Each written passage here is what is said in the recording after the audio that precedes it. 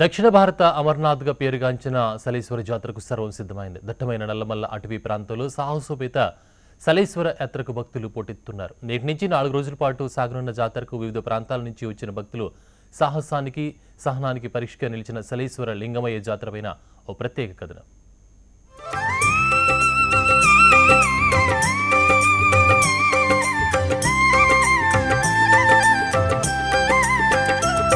నాగర్ కర్నూలు జిల్లాలో అధిక భాగంలో విస్తరించిన నల్లమల అటవీ ప్రాంతం ప్రకృతి రమణీయ దృశ్యాలకు నెలవు.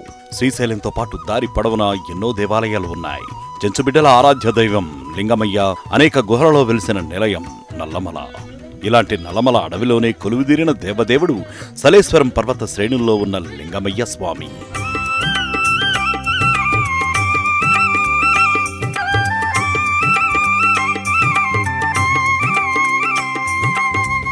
వస్తున్నా వస్తున్నా లింగమయ్య అంటూ భక్తులు బారులు తీరి లింగమయ్య దర్శనం కోసం సాహసయాత్ర చేస్తారు.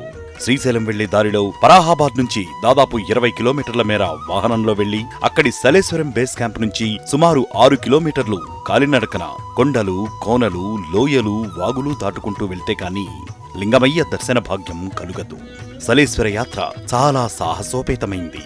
కిలోమీటరు లోయ పక్కనుండే దారిలో కేవలం అడుగు వేసేందుకు మాత్రమే స్థలం ఉంటుంది. అందుకే ఈ యాత్రకు నల్లమల అమర్నాథ్ యాత్రగా పేరు వచ్చింది. ఎంతటి సాహసయాత్ర చేసి లింగమయ్యను చేరుకున్న భక్తజనం అక్కడ ఉన్న ప్రకృతి సౌందర్యాన్ని చూసి అప్పటిదాకా పడ్డ కష్టాన్ని మరిచిపోతూ ఉంటారు. ఎత్తైన కొండల నుంచి జాలువారుతున్న జలపాతాలు ఓవైపు, చెంచుల ఆరాధ్య దైవం లింగమయ్య మరోవైపు, స్వచ్ఛమైన నీటి సెలయేరు, ఇలా రమణీయమైన దృశ్యాలతో భక్తులు మైమరచిపోతారు.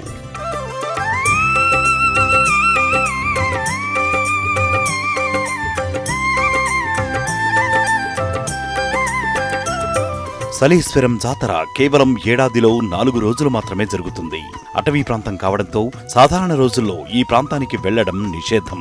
చైత్ర పౌర్ణమి రోజున మాత్రమే జాతర జరగడం ఆనవాయితీ. భక్తుల తాకిడి ఎక్కువ కావడంతో 4 రోజులు అనుమతి ఇస్తున్నారు. పౌర్ణమి రోజు మాత్రం భక్తులు పెద్ద సంఖ్యలో దర్శనం చేసుకుంటారు. భక్తుల సౌకర్యాల కోసం ప్రభుత్వం అన్ని ఏర్పాట్లు చేసింది. బేస్ క్యాంప్ వద్ద నీటి సదుపాయం, వైద్య సదుపాయాలను ఏర్పాటు చేశారు.